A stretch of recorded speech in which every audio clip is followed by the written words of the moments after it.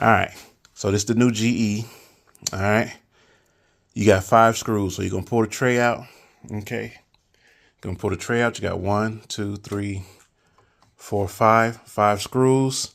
You're gonna lift up, and then you're gonna pull forward a little bit, and it might get hung over there a little bit. You're gonna hear a little clink clack, clink clack.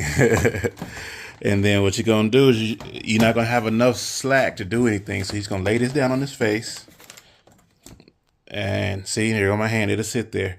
Then you're gonna have 3 screws. 1, 2, 3. So you take those 3 screws out, go to the back and you pat it, pop, and the front cover is gonna come forward a little bit. You just lift it up, take it off. The H2O supply is this gizmo right here. Okay. So what you're gonna do is you can find these.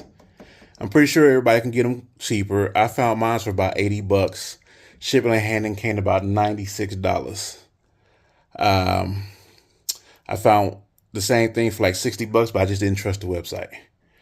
Okay, so these got little, I don't know the proper name for them. I call them squeeze clamps, where you could just squeeze the back of them and they'll come right on out, come right on off.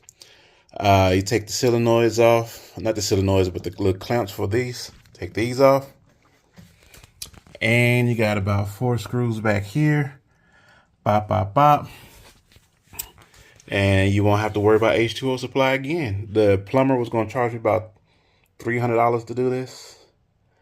So I kind of figured I'd do it myself, because for whatever reason, they made this out of some cheap plastic or whatever. And I ain't gonna say cheap plastic, but this seems like something that you would take a little bit more consideration as a part. So yeah, that's how you do it. I'm gonna go ahead and continue to take this part off, and I'll let y'all know the results. Okay. I just couldn't find this on YouTube. Nobody else was doing this. So, or they were, I just didn't know the proper name for it. So this is what's going to solve it for me. Okay. Let me just put this back like this. Okay.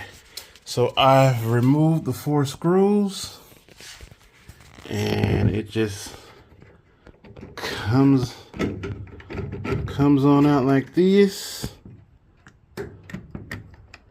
Okay, and as you can see, you got those clamps under there. And so I'm gonna get the part now and replace it.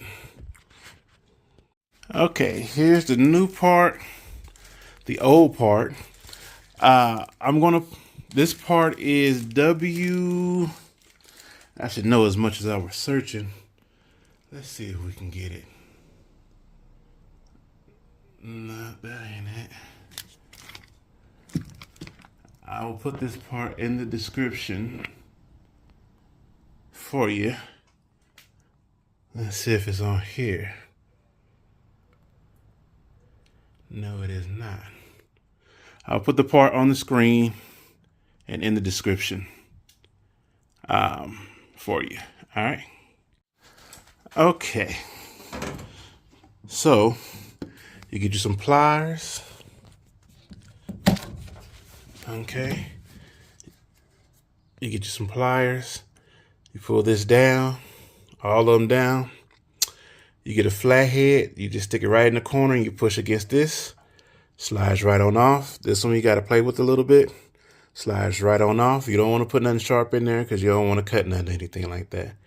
So, yep. And then when you put them on nice and easy. All right. Stick it back in the hole. After you put the clamps on back tight, screw it on back in. Okay, so when you put the, like I said, 3 screws here, 1, 2, 3. When you're taking this off, the reason why you have to pull up and to the left is because you got these grooves that goes on these 2 screws right here. Okay, we don't want to break those. All right, we know how much we paid for this wash and dry, so we don't want to break those. All right, so you got 3 screws And here's the holes for the 5 screws. 1, 2, 3, 4, 5. Make sure you have a magnetic drill bit because these holes are recessed. These holes are recessed. And you don't want them to not get in there. Okay, this is something that I didn't even pay attention to.